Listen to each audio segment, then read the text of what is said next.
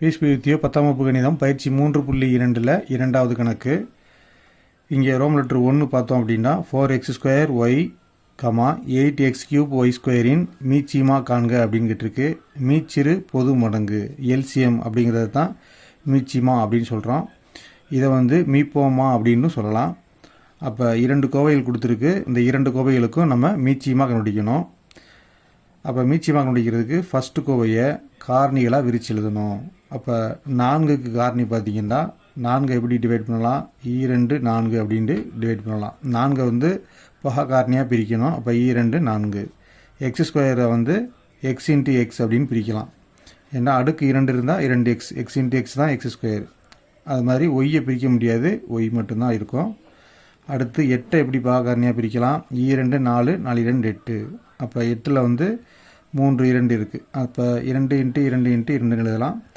x³ x into X into X, x³ 3xஐ பெருக்கல் எழுதுறது தான் x³. அப்போ அடுத்து y² அப்படின்னா y இன்ட்டு ஒய் அப்படின்னு பிரிக்கலாம். இப்போ 2 கோவைகளையும் நம்ம பகா காரணியாக பிரித்தாச்சு. இப்போ இந்த பகா காரணியில் ஜோடியாக உள்ளதுக்கு ஒரே ஒரு காரணி மட்டும் எழுதணும். அடுத்தது ஜோடி இல்லாததையும் எடுத்து எழுதணும். இதுதான் மீச்சிமா. மீச்சிமா ஈக்குவல் டு, இப்போ ஜோடியாக உள்ளது எதுன்னு பாருங்கள். மேலே 2 இருக்குது, கீழே 2 இருக்குது. அப்போ 2 2க்கு ஒரு 2 எழுதணும். மேலே ஒரு 2, கீழே ஒரு 2. இது ஜோடியாக இருக்குது. இந்த ஜோடிக்கு ஒரு 2 எழுதினா போதும். அடுத்து இந்த 2க்கு ஜோடி இல்லை, எக்ஸுக்கு ஜோடி இருக்குது. அப்போ 2xக்கு ஒரு எக்ஸ் எழுதுகிறோம். அப்புறம் இந்த 2xக்கு ஒரு எக்ஸ் எழுதணும், ஜோடி இருக்குது.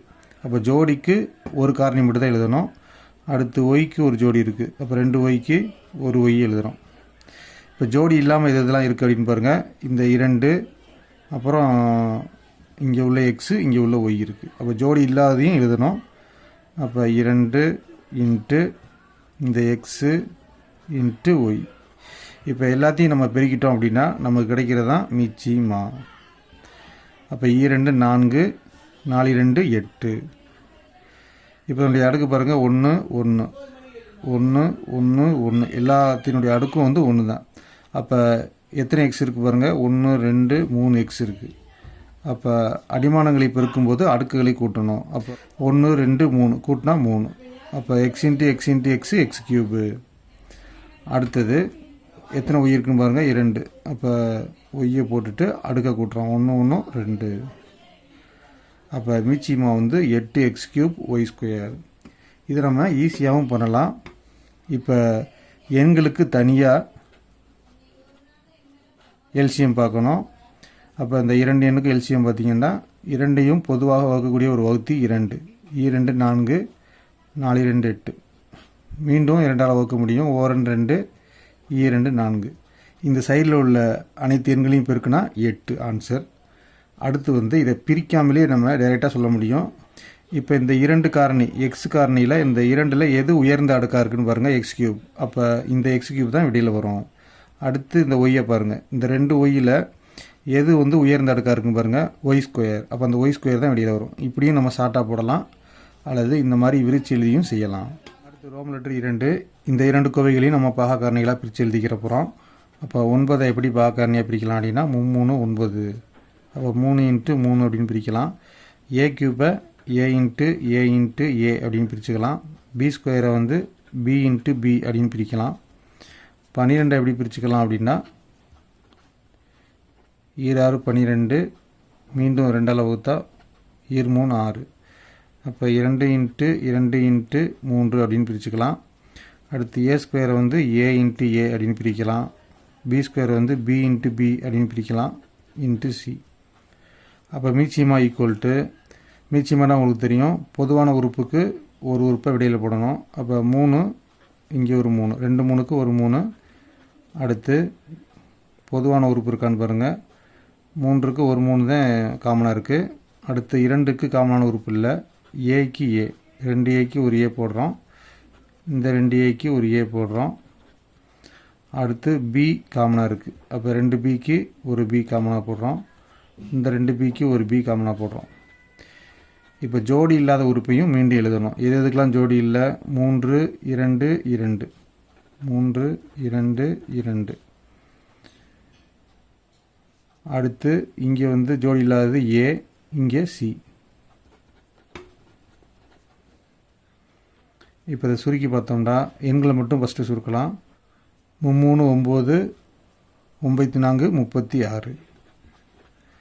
ஏ into a, a square, a square into a, a cube, b into b, b square. அடுத்து கடைசி இருக்கிறது சி. அப்போ இதுதான் வந்து மீச்சிமா. இது நம்ம டைரெக்டாகவும் செய்யலாம். டைரெக்டாக 9க்கும் 12க்கும் நம்ம எல்சிஎம் எடுக்கலாம். இந்த ரெண்டையும் வகுக்கக்கூடிய ஒரு எண் வந்து 3. 3 9, 4 3 12. இப்போ இந்த இரண்டு எண்ணையும் வகுக்கக்கூடிய ஒரு பொதுவான எண் கிடையாது. இப்போ 3 தான் வகுக்கும், 4 4 தான் வகுக்கும். இப்போ இந்த 3 எண்ணையும் நம்ம பிரிக்கிட்டோம் அப்படின்னா எல்சிஎம் என்னென்னு பார்த்தீங்கன்னா 3 9 94 36. அப்போ டைரெக்டாக 36ன்னு போட்டுடலாம். அடுத்து இந்த இரண்டு காரணியில் வந்து எது உயர்ந்த அடுக்குன்னு பாருங்கள். ஏ கியூப் தான் உயர்ந்த அடுக்கு. அப்போ விடையில் ஏ கியூப் வந்துடும். அடுத்து இந்த 2 பிலையும் எது உயர்ந்த அடுக்குன்னு பார்த்தீங்கன்னா சமமாக இருக்குது. சமமாக இருந்தால் ஏதாவது ஒன்று போட்டுக்கலாம். அப்போ பி ஸ்கொயர். அடுத்து பொதுவாக இல்லாத காரணியையும் நம்ம எழுதணும்ல. அப்போ சியை வந்து அப்படி எழுதிடணும். டைரெக்டாகவும் செஞ்சுக்கலாம். இப்போ இங்கே 3 காரணி இருக்கிறதுனால 3லேயுமே பொதுவான உறுப்பு இருக்கான்னு முதல்ல செக் பண்ணி பார்க்கணும். இப்போ 2 2 2. இந்த 3 2க்கு பதிலாக ஒரு 2 போட்டுக்கணும். 2 2 2. இந்த 3 2க்கு பதிலாக ஒரு 2 போட்டுக்கணும். அடுத்து பார்த்தீங்கன்னா 3 கோவையிலையுமே பொதுவான காரணி இல்லை. அப்போ குறைந்தது 2 இருக்கான்னு பார்க்கலாம். அப்போ இங்கே ஒரு 2, இங்கே ஒரு 2. இந்த 2 2க்கு ஒரு 2 போட்டுக்கலாம். அடுத்து பார்த்தீங்கன்னா எம், இந்த 2 எம்முக்கு ஒரு எம் போட்டுக்கலாம். அடுத்து பார்த்தீங்கன்னா எண், இந்த 2 எண்ணுக்கு ஒரு எண் போட்டுக்கலாம். அடுத்து இந்த 2 எண்ணுக்கு ஒரு எண் போட்டுக்கலாம். இப்போ இதில் பொதுவாக இல்லாதது எதுன்னு பாருங்கள். இந்த லைனில் வந்து 2 பொதுவாக இல்லை. இந்த லைனில் வந்து 3 பொதுவாக இல்லை. எம்மு பொதுவாக இல்லை.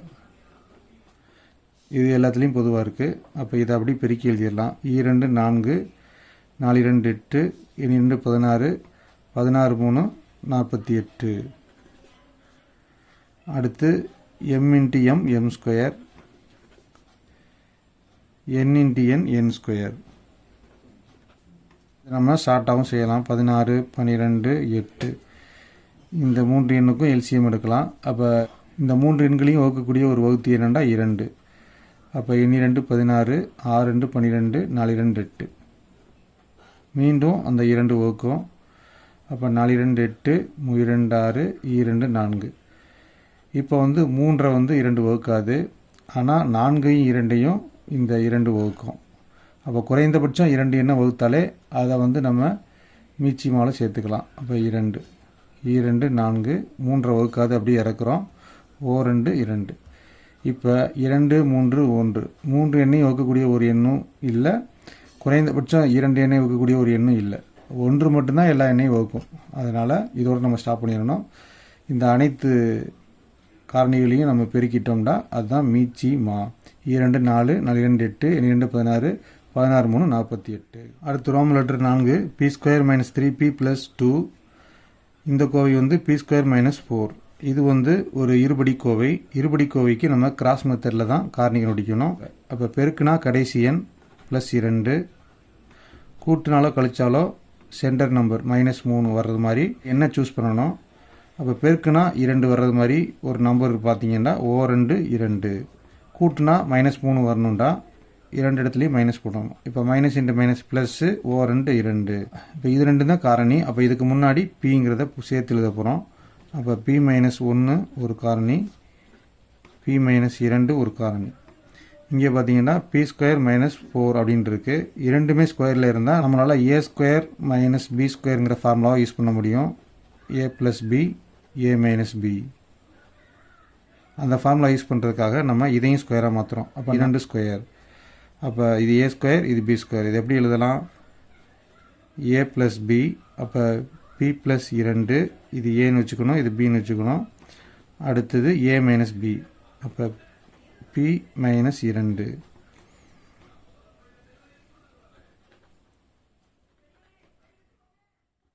அப்போ மீச்சியமாக பார்த்தோம்னா இந்த 2 காரணிகள்லையும் பொதுவான காரணி இருக்கான்னு பாருங்கள். இப்போ 2லேயும் பொதுவான காரணி p-2, p-2. இந்த 2 p-2க்கு ஒரு p-2 எழுதிக்கலாம்.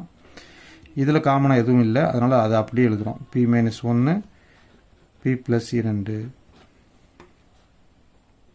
அடுத்து ரோமன் லெட்டர் 5 2x² - 5x - 3.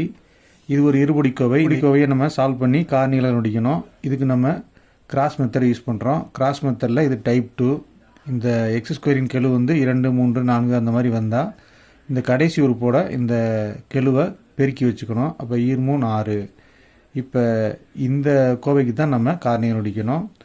காரணி கண்டுபிடிச்ச பிறகு இந்த 2 வகுத்துக்க போகிறோம். அப்போ பெருக்குனா 6, கூட்டினாலோ கழிச்சாலோ -5 அந்த மாதிரி ஒரு நம்பர் கண்டுபிடிச்சோம் அப்படின்னா ஓரார் 6, பெருக்குனா 6, கூட்டி பாருங்கள் 5. ஆனால் நமக்கு -5 வேணும் அப்படின்னா பெரிய எண்கிட்ட மைனஸு, சிறிய எண்கிட்ட ப்ளஸ் போடணும். இப்போ ப்ளஸ் இன்ட்டு மைனஸ் ஓரார் 6 கழிச்சா -5 கிடைக்குது. இப்போ எதால் பெருக்கணுமோ அதால் வகுத்துக்கிறோம் /2/2. அப்போ நமக்கு கிடைக்கிற காரணிகள் வந்து x + 1/2 x - 6/2. இதில் நம்ம இந்த 6/2 டிவைட் பண்ண முடியும். 2 2 6.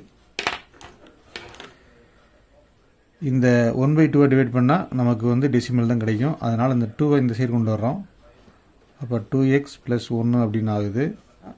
x - 3 தான் மிச்சம் இருக்குது. இதுதான் அந்த காரணி. அப்போ 2x + 1 ஒரு காரணி, x - 3 ஒரு காரணி. இந்த கோவையை பொறுத்த வரைக்கும் 2 உறுப்பு தான் இருக்குது. அதனால் கிராஸ் மெத்தட் தேவையில்லை. நம்ம ஃபார்முலா மெத்தட்லேயே இதை சுருக்கிடலாம். இப்போ 4ங்கிறது இந்த 2 எண்ணிலையும் காமனாக இருக்குது. எப்படின்னா 4 9 36. இதுலேயும் 4 இருக்குது, இதுலேயும் 4 இருக்குது. இந்த 2 நாளையும் நம்ம வெளியில் அவுட் பண்ணிட்டா மிச்சம் இருக்கிறது x² - 9. இதில் பார்த்தீங்கன்னா ஒரு எண்ணில் வந்து ஸ்கொயர் இருக்குது, இன்னொரு எண்ணில் ஸ்கொயர் இல்லை. அப்போ இங்கே ஸ்கொயர் கொண்டு வர முடியுமா அப்படின்னா முடியும். இது ஒரு வர்க்க எண். அப்போ 9 எப்படி மாற்றி எழுதலாம் அப்படின்னா 3² எழுதலாம். 3 9. அப்போ இங்கே x² - 3² அப்படின்னு மாற்றி எழுதலாம். இப்போ இங்கே பார்த்தீங்கன்னா இதை a² - b² அப்படின்னு நம்ம வச்சுக்கலாம். a² - b² வந்து அதை எப்படி விரிச்சு எழுதுவோம்? a + b × a - b. அதே மாதிரி இதை விரிச்சு எழுத போகிறோம். அப்போ இது a, இது b அப்படின்னு வச்சுக்க போகிறோம். அப்போ x + 3 அடுத்து x - 3. இப்போ நம்ம இந்த 2 கோவைக்கும் மிச்சமாக பார்க்கலாம். இப்போ இந்த காரணிகளில் பொதுவான காரணி எதுன்னு பாருங்கள். x - 3 x - 3 பொதுவானது. அப்போ ஒரு x - 3 போட்டுக்கலாம். அடுத்து பொதுவாக இல்லாத உறுப்புகளை எழுதணும். இப்போ பொதுவாக இல்லாத உறுப்பு எதுன்னு பார்த்தீங்கன்னா 2x + 1 x + 3 அடுத்து 4. இதை நம்ம முறைப்படி எழுதணும் அப்படின்னா ஃபஸ்ட்டு 4 எழுதணும். அடுத்து x + 3 அடுத்து 2x + 1 அடுத்து x - 3. அடுத்து ரோமன் லெட்டர் 6. இங்கே 3 கோவைகள் கொடுத்துட்டு மீச்சியமாக கேட்டிருக்காங்க. ஃபஸ்ட்டு கோவையை எடுத்துக்கலாம். 2x² - 3xy². இதில் வந்து x காமனாக இருக்குது. அப்போ இந்த 2 எக்ஸையும் காமனாக வெளியில் எடுத்துடலாம். இந்த இடத்துக்கிட்ட பார்த்தீங்கன்னா x² x × x 2x இருக்குது, இங்கே ஒரு x இருக்குது. அப்போ இங்கே உள்ள ஒரு எக்ஸையும் இங்கே உள்ள ஒரு எக்ஸையும் காமனாக வெளியே எடுத்துட்டா மீது இருக்கிறது 2x - 3y. இங்கே வந்து நம்ம காமனாக ஒரு எக்ஸை வெளியே எடுத்ததுனால இங்கேயும் ஒரு ப்ராக்கெட் போட வேண்டியிருக்கு. அதனால் நம்ம வெளியில் போடும்போது ஸ்கொயர் ப்ராக்கெட் போட்டிருக்கோம், இந்த ஹோல் ஸ்கொயர். இப்போ இந்த ஸ்கொயருங்கிறது இந்த ப்ராக்கெட்டில் உள்ளதுக்கும் இந்த வெளியில் எடுத்ததுக்கும் பொதுவானது தான். அப்போ இதை உள்ளே கொண்டு வரும்போது எக்ஸும் ஸ்கொயர் ஆகும், இந்த ப்ராக்கெட்டும் ஸ்கொயர் ஆகும். அடுத்து பார்த்திங்கன்னா இந்த கோவையில் வந்து 2ங்கிறது காமன் டேமாக இருக்குது. அப்போ 2 4 3 6. அப்போ 2 காமனாக வெளியே எடுக்கிறோம். இங்கே அடுக்கில் வந்து ஹோல் கியூப் இருக்குது. இந்த ஹோல் கியூப்பை உள்ளே கொண்டு வந்தோம் அப்படின்னா 2க்கும் பொருந்தும், இந்த ப்ராக்கெட்டுக்கும் பொருந்தும். அதுதான் இங்கே எழுதியிருக்கோம். அடுத்து 8x³ - 27y³. இதில் பார்த்தீங்கன்னா 2லேயுமே க்யூப் இருந்தால் ஒரு ஃபார்முலா யூஸ் பண்ண முடியும். அதனால் 8ஐயும் க்யூப்பாக மாற்றுறோம். உங்களுக்கு தெரியும் 8 ஒரு கன எண். அப்போ 8ல் வந்து 4 2 8 2 4. அப்போ 3 2 பெருக்கினா தான் 8 வரும். அப்போ இது ஒரு கன எண். இதை எப்படி அடுக்காக மாற்றலாம் அப்படின்னா 2 அடுக்கு 3ன்னு எழுதலாம். அதாவது 2 × 2 × 2 தான் 8. அப்போ அடுக்கு வந்து மொத்தம் 3 இருக்குது. அப்போ அடிமானங்களை பெருக்கும்போது அடுக்குகளை கூட்டணும். அப்போ 8 எப்படி எழுதலாம்? 2 அடுக்கு 3ன்னு எழுதலாம். அதே மாதிரி 27ஐயும் நம்ம இந்த மாதிரி மாற்றி எழுதலாம். 9 27 3 9. அப்போ 27ஐயும் நம்ம அடுக்கு என்ன மாற்றணும் அப்படின்னா 3 அடுக்கு 3 அப்படின்னு வருது. இப்போ அடுக்குகள் சமமாக இருக்கிறதுனால காமனாக ஒரு அடுக்கை வெளியே எடுத்துக்கலாம். அப்போ 2 கியூப்லேருந்து ஒரு கியூப் காமனாக வெளியே எடுத்துட்டோம். இதுலேயும் 2 கியூப்லேருந்து காமனாக ஒரு கியூப் வெளியே எடுத்துட்டோம். இது பார்த்திங்கன்னா ஏ கியூப் பி கியூப் அப்படிங்கிற ஃபார்முலா படி அமைந்திருக்கு. அப்போ உங்களுக்கு தெரியும் formula a cube minus b cube equal to a minus b into a square plus a b plus b square. இந்த ஃபார்முலா படி இதை மாற்றி எழுத போகிறோம். இந்த ஃபார்முலா படி இதை விரித்து எழுதணும் அப்படின்னா இதுக்கு அடுத்த ஈக்குவல் இங்கே போடுறேன். அப்போ 2x தான் ஏ. அப்போ 2x மைனஸ் 3y அடுத்து ஏ ஸ்கொயர் போடணும். அப்போ 2x the whole square plus ab. ஏண்டா 2x தான் ஏ, பீண்டா 3y. அடுத்து பி ஸ்கொயர் ப்ளஸ் பி ஸ்கொயர்னா 3y த ஹோல் ஸ்கொயர். இதை இன்னும் விரிச்சு எழுதலாம்.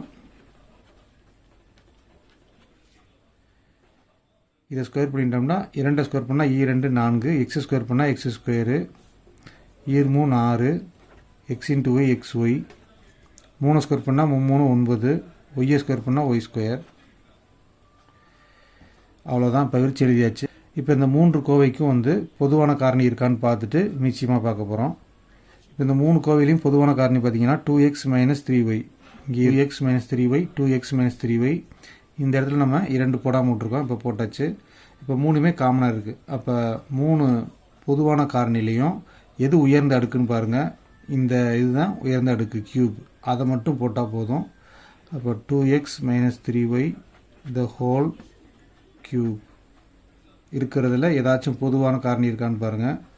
அப்போ இது ரெண்டுலேயும் பொதுவான காரணி இல்லை, அப்புறம் இதுக்கும் பொதுவான காரணி இல்லை. மிச்சம் உள்ளது பூரா தனித்தனி காரணி தான். அதை அப்படியே எழுத போகிறோம். அடுத்ததாக நம்ம இதை வரிசைப்படுத்தி எழுத போகிறோம். ஃபஸ்ட்டு 2 கியூபு, அடுத்து எக்ஸ் ஸ்கொயரு, அடுத்து 2x minus 3y the whole cube, அடுத்து 4x square plus 6xy plus 9y square.